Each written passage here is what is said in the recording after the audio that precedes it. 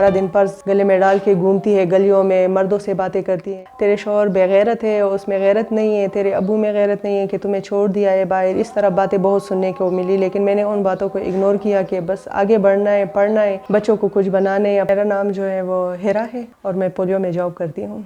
मेरे 4 बच्चे हैं, 2 बेटियाँ और 2 बेटे, और मेरे हस्बैंड जो है वो फार्मेसी में जॉब करते हैं और 8 साल से मैं पोलियो की जॉब में लगी हूँ, पोलियो की जॉब कर रही हूँ। ये तो घर से निकलना बहुत ज़्यादा मुश्किल होते हैं हमारे लिए। मैं अपनी फैमिली की वाहिद खातून हूँ जो मैं जॉब कर रही हूँ। जब पहली दफ़ा मेरे घर पोलियो वर्कर आई थी, जब वो घर आई तो हमारे घर के हालात बहुत ज़्यादा ख़राब थे।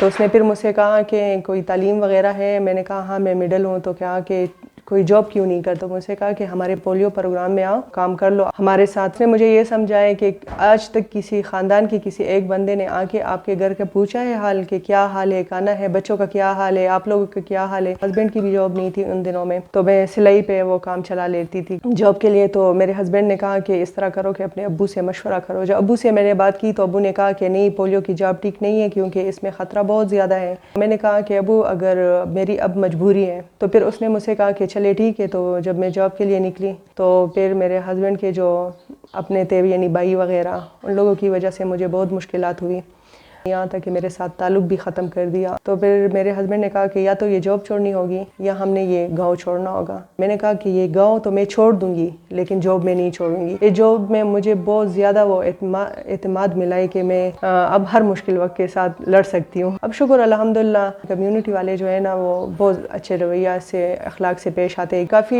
एजुकेटेड लोग भी मेरे साथ फील्ड में हैं, वो लोग भी हमें बहुत हौसला देते हैं। मेरी सोच यही है सब के लिए कि हर लड़की को चाहिए ना कि वो तालीम करे, आगे बढ़े, कुछ बने, अपने हक के लिए आवाज़ ऊंचा करे। नौकरी जो कर रही हूँ उन सारे पैसे मैं उनकी तालीम पे लगा देती हूँ क्योंकि यही कहती हूँ कि मेरे बच्चे पढ़ें, आगे बढ़े, कुछ बने। मैं चाहती हूँ कि हमारे मुल्क से, पाकिस्तान से पोलियो का ख़ात्मा हो जाए। तो इसके लिए अब मैं कोशिश कर रही हूँ कि काम ना छोड़ूँ, अभी यही काम अभी जारी रखूँगी क्योंकि यहाँ माशरे में, हमारे माशरे में जो है ना, थोड़ी सी बच्चे में किसी में ख़राबी आ जाए तो किस तरह लोग उसके नज़र से देखते हैं। हम हर हालात में निकल जाते हैं, हम नहीं देखते, धूप हम नहीं देखते, गर्मी हम नहीं देखते, लेकिन जब भी हमें बुलाया जाता है तो हम जाके पोलियो वैक्सीनेशन कैंपेन जो होता है वो हम करते हैं। हम खुशी से चले जाते हैं कि हम ये काम करें, हमारी वजह से लोगों को कोई फ़ायदा पहुंच रहा है तो क्यों नहीं हम फ़ायदा पहुंचाएं लोगों को।